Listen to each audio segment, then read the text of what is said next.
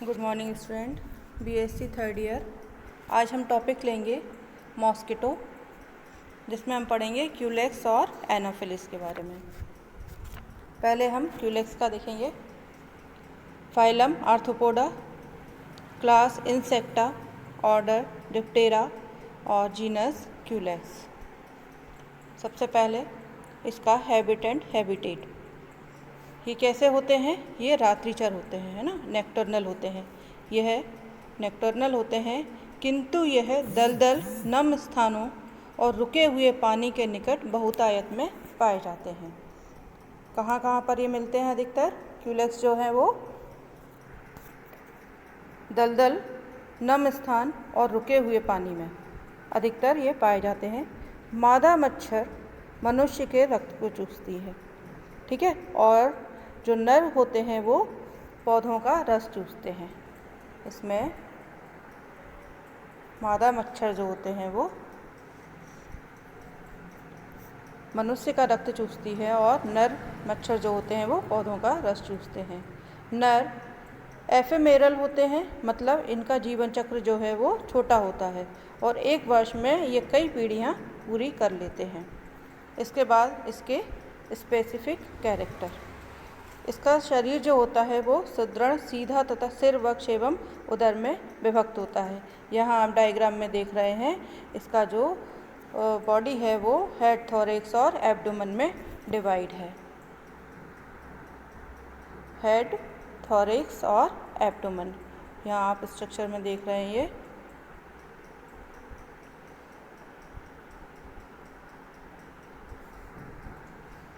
ये आगे वाला भाग हो जाएगा हेड वाला, ये थोरैक्स बीच में है ना, और ये एब्डोमेन, ठीक है। हेड, थोरैक्स और एब्डोमेन में डिवाइड होता है।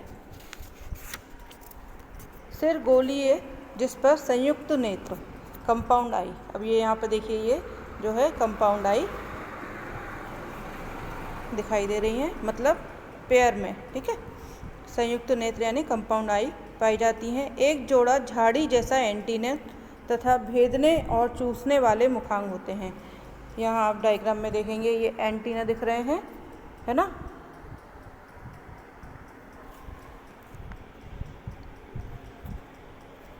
एंटीना और भेदने और चूसने वाले मुखांग लगे रहते हैं। वक्ष में 3 खंड होते हैं। जो इसका वक्ष वाला भाग है उसमें कौन कौन से 3 खंड होते हैं? प्रो, मीजो और मेटाथोरैक्स। प्रोथोरैक्स और मीजोथोरैक्स और मेटाथोरैक्स। मीजोथोरैक्स जो होता है वो कैसा है? अन्य खंडों से बड़ा होता है और ये अन्य 2 खंडों के ऊपर चढ़ा रहता है, यानी ओवरलेप होता है। एक जोड़ा पारदर्शी झिल्लीदार धब्बे रहित पंख पाए जाते हैं। इसके जो विंग्स होते हैं वो धब्बे रहित होते हैं, है ना। इनको पहचानने के लिए भी ये धब्बों का बड़ा काम होता है इसमें बीच में, कि जो एनाफिलिस होते हैं उसमें धब्बेदार पंख पाए जाते हैं, इनके जो विंग्स होते हैं उनमें धब्बे नहीं होते हैं। तो क्यूलेक्स और एडीज़ का भी कुछ इसी तरह से उसको भी आइडेंटिफाई करते हैं अलग से। तो इसके कैसे होते हैं? जो पंख होते हैं वो धब्बे रहित होते हैं। पश्च पंख हॉल्टर्स में रूपांतरित होते हैं। जो पीछे वाले जो इसके विंग्स होते हैं वो कैसे हॉल्टर्स के रूप में मॉडिफाई होते हैं। मादा में मैक्सिलरी पाल्प्स प्रोबोसिस से छोटी, लेकिन नर में बड़ी होती है। विश्राम अवस्था में इसका शरीर धरातल के समांतर होता है, मतलब जब ये बैठता है तो ये पूरी बॉडी इसकी जो है वो धरातल से लगती हुई बैठता है। ये इस तरह से बैठता है कि पूरी बॉडी जो है धरातल से इसको छूती है। मादा फाइलेरिया रोग फैलाती है। क्यूलेक्स से होने वाला रोग है फाइलेरिया, है ना। और इसकी पहचान क्या है? विश्राम अवस्था में, जो मैं अभी आपको बता रही थी, कि जब ये रिलैक्स फॉर्म में जब जगह पर बैठता है, ज़मीन पर बैठता है धरातल पर, तो क्या होता है, इसका शरीर स्पष्ट रूप से पूरी तरह से, मतलब ये पूरा बैठ जाता है। जिस तरह से ये डायग्राम में दिया हुआ है ना, उसी तरह से ये पूरा बैठ जाता है इस पर। और इसके शरीर पर स्पष्ट पारदर्शी धब्बे रहित पंख तथा मैक्सिलरी पाल्प प्रोबोसिस से छोटा या बड़ा होता है। इसके जो विंग्स होते हैं वो उन पर धब्बे नहीं पाए जाते हैं, और जब ये बैठता है तो ये पूरा धरातल को पूरा टच करता हुआ बैठता है। तो इस तरह से इसको पहचाना जा सकता है। इसके बाद है एनाफिलिस। एनाफिलिस में क्या है, अब इसके जो कैरेक्टर हैं वो मैं आपको बताती हूँ। इसका शरीर सिर, वक्ष और उदर यानी हेड, थॉरिक्स और एब्डोमेन में डिवाइड होता है। ये यहाँ डायग्राम में बिल्कुल क्लियर दिख रहा है।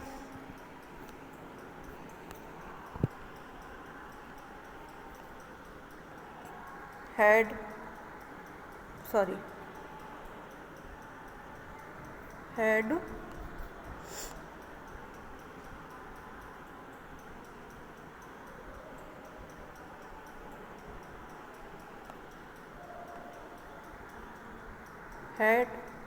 थॉरिक्स और एब्डोमेन में डिवाइड होता है। शरीर बाल युक्त, सीधा और कोमल होता है। इसकी जो बॉडी होती है वो सीधी है ना, बाल युक्त, सीधा और कोमल होता है। पंख धब्बेदार, टांगे कोमल एवं लंबी। अब इसकी जो टांगे होती हैं वो कैसी होती हैं, लंबी होती हैं, और इसके पंख जो होते हैं वो कैसे होते हैं, धब्बे वाले होते हैं, है ना। मुखांग भेदने और चूसने वाले होते हैं। मैक्सिलरी पाल्प प्रोबोसिस की लंबाई के समान होते हैं, किंतु इनका आकार मादा में नुकीला और नर में मुकद्दर के आकार का होता है। मतलब मेल फीमेल में क्या डिफरेंस है कि इनका जो आकार होता है वो फीमेल में कैसा होता है, नुकीला होता है, पॉइंटेड होता है, और नर में मुकद्दर के समान होता है। विश्राम अवस्था में इसका शरीर धरातल से 45 डिग्री का कोण बनाता है। अब देखिए क्यूलेक्स में क्या था, वो धरातल पे पूरा बैठ रहा था, है ना। अब और एनाफिलिस में क्या है, ये 45 डिग्री का कोण बनाता हुआ बैठता है, यानी तिरछा होके बैठता है। तो उससे भी हम इसको पहचान सकते हैं, इनके बैठने के तरीके से मच्छरों को पहचाना जा सकता है। और दूसरा इनके विंग्स पर धब्बों का पाया जाना और नाक पाया जाना, इसके बेस पे भी हम पहचान सकते हैं। मादा मलेरिया फैलाती है, एनाफिलिस क्या फैलाती है, मलेरिया। क्यूलेक्स फीमेल जो होती है वो फाइलेरिया रोग फैलाती है, और फीमेल एनाफिलिस जो है वो मलेरिया रोग फैलाती है। ठीक है, दोनों अलग अलग हो गए।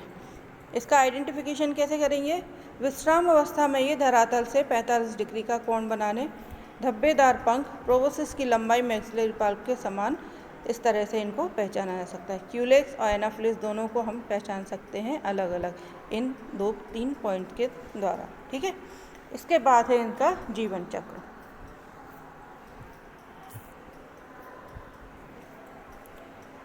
अब इसकी लाइफ साइकिल हम देखेंगे। सबसे पहले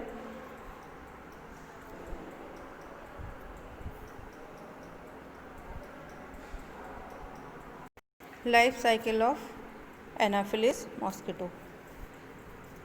इसकी लाइफ साइकिल में निम्न स्टेज पाई जाती हैं, जैसे आप डायग्राम में देख रहे हो, एग, लार्वा, प्यूपा और एडल्ट, है ना। 4 स्टेज होती हैं।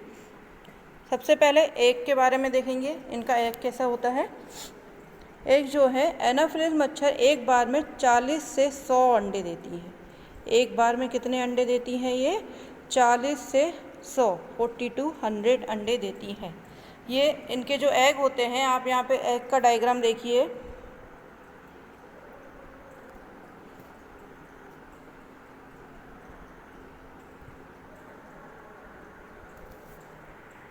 ये एग है ना, ये कैसे हैं, नाव के आकार के, वोट शेप्ड होते हैं। इनके जो एग होते हैं वो वोट शेप्ड होते हैं।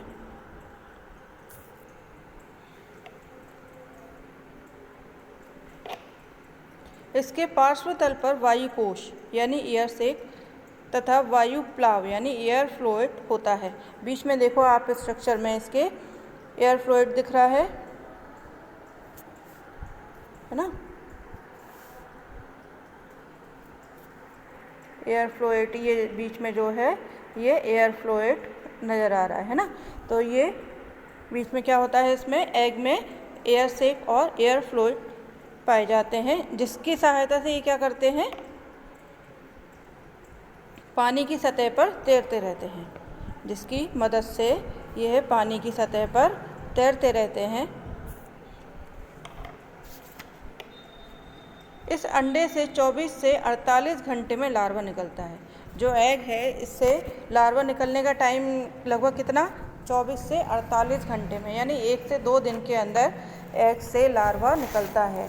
एनाफिलिस जो फीमेल है वो एक बार में कम से कम 40 से 100 अंडे देती है। इनका एग कैसा होता है, वुड शेप्ड होता है, जिसमें एयर सेक और एयर फ्लूइड पाए जाते हैं। एयर फ्लूइड के द्वारा क्या होता है, ये फ्लोइट करता रहता है ना, फ्लोइट का मतलब ही होता है तैरना। तो ये क्या, उसके द्वारा जब इसमें स्पेस होने के कारण है ना, एयर फ्लूइड होने के कारण क्या होता है, ये पानी की सतह पर तैरता रहता है। और इसके 24 से 48 घंटे मीन्स 1 से 2 दिन के बाद में इसमें से लार्वा निकल आता है। अब यहाँ पे हम लार्वा का स्ट्रक्चर देखेंगे।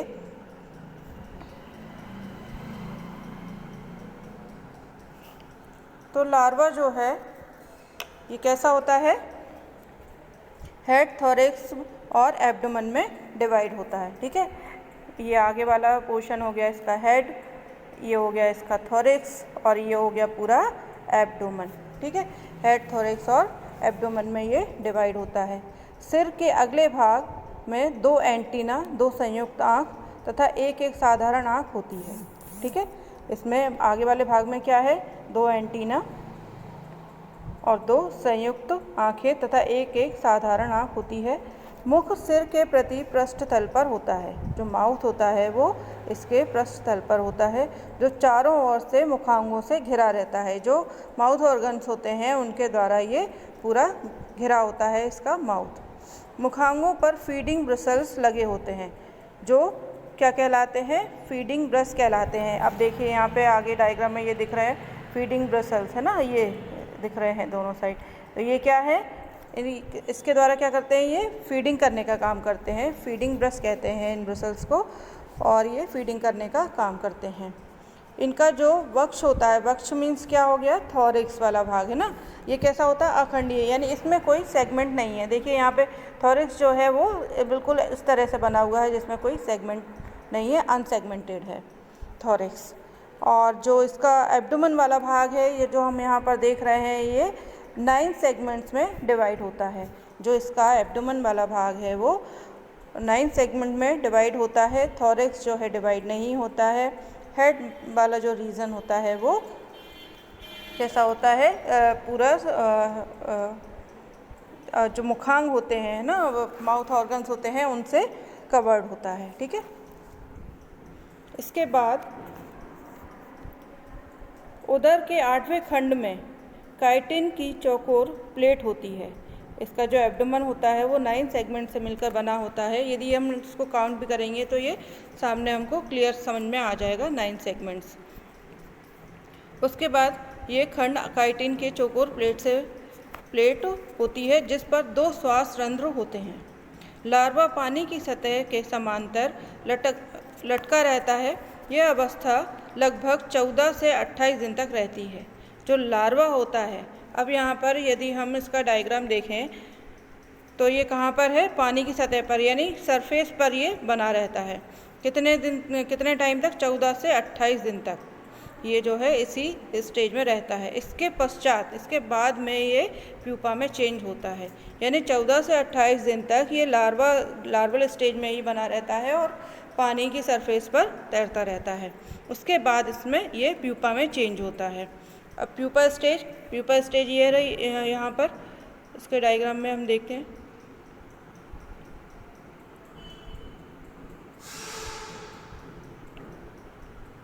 प्यूपा जो है ये रहा इसका। ठीक है, ये जो डायग्राम है ये हो गया एग, ये हो गया लार्वा और ये हो गया इसका प्यूपा। अब प्यूपा क्या है, ये कोमा के आकार का होता है। इसका स्ट्रक्चर हम देखें तो ये किस तरह का स्ट्रक्चर बन रहा है, इसका कोमा के आकार का, है ना। इसके शरीर में 2 भाग होते हैं, सेफेलोथोरैक्स जो बड़ा होता है। अब सेफेलोथोरैक्स ये देखिए यहाँ पर ये हम देख रहे हैं डायग्राम में, ये सेफेलोथोरैक्स वाला भाग है ना, ये कैसा होता है, बड़ा होता है, तथा सिर और वक्ष के मिलने से बनता है। अब सेफेलोथोरैक्स इसका मतलब ही क्या हो गया, कि सिर और जो थोरिक्स वाला भाग है ये दोनों आपस में जुड़े हुए हैं, क्योंकि सेफेलो का मतलब ही होता है हेड रीजन, है ना, और थोरिक्स का मतलब हो गया थोरिक्स। तो जहाँ पर सिर और थोरिक्स, हेड और थोरिक्स दोनों मिले हुए हैं, एक साथ हैं, तो वो क्या हो गया, सेफेलोथोरिक्स हो गया, है ना। इसके बाद एब्डोमेन, एब्डोमेन वाला भाग हम यहाँ देखें तो ये पीछे ये चला जा रहा है ना, ये रहा इसका एब्डोमेन वाला भाग। तो ये कैसा होता है, एब्डोमेन जो कि लंबा और पतला होता है। सेफेलोथोरिक्स के पृष्ठ तल पर छोटे और चपटे श्वसन अंग होते हैं। शरीर के ऊपर के अर्धपारदर्शक बाह्य कंकाल से एंटीनी, पंख, टांगें और संयुक्त नेत्र दिखाई देते हैं। उदर में 9 खंड होते हैं, जिनमें से प्रथम खंड बहुत छोटा होता है। जो पहला सेगमेंट होता है इसका वो बहुत छोटा होता है। अब यहाँ हम डायग्राम में देखें, इसके 1, 2, 3, 4, 5, 6, 7, 8 और ये पीछे ये 9, है ना। 9th वाला लास्ट में देखिए, 9th एब्डोमिनल सेगमेंट। इस तरह से ये 9 सेगमेंट का बना होता है। तो उदर में 9 खंड होते हैं, जिनमें से प्रथम खंड बहुत छोटा होता है। उदर के प्रत्येक खंड से पत्तियों जैसे फिन्स निकले रहते हैं, जो कि प्यूपा को तैरने में मदद करते हैं। इसमें जो लीफ जैसे स्ट्रक्चर दिखाई दे रहे हैं वो क्या करते हैं, प्यूपा को तैरने में मदद करते हैं। उदर के अंतिम खंड पर 2 पक्ष पेडल्स होते हैं, जिनमें एक बड़ा और दूसरा छोटा होता है। इसमें मुंह नहीं होता तथा ये भोजन नहीं करता। यह अवस्था 2 से 7 दिन तक चलती है। प्यूपा स्टेज में क्या है, ये भोजन नहीं करता है ना। इसके पश्चात कायांतरण होता है। कायांतरण यानी इनकी काया में अंतर, मॉडिफिकेशन होता है इनमें, है ना, मेटामॉर्फोसिस होती है। उसके बाद में क्या होता है, प्यूपा मध्य पृष्ठ रेखा यानी मिड डॉर्सल लाइन से फट जाता है, बीच की लाइन से फट के बाहर निकल आता है। और क्या होता है, एडल्ट बाहर आ जाता है। एडल्ट जब बाहर आता है तो इसको हम क्या कहते हैं, इमेगो कहते हैं। इस एडल्ट को हम क्या कहते हैं, इमेगो।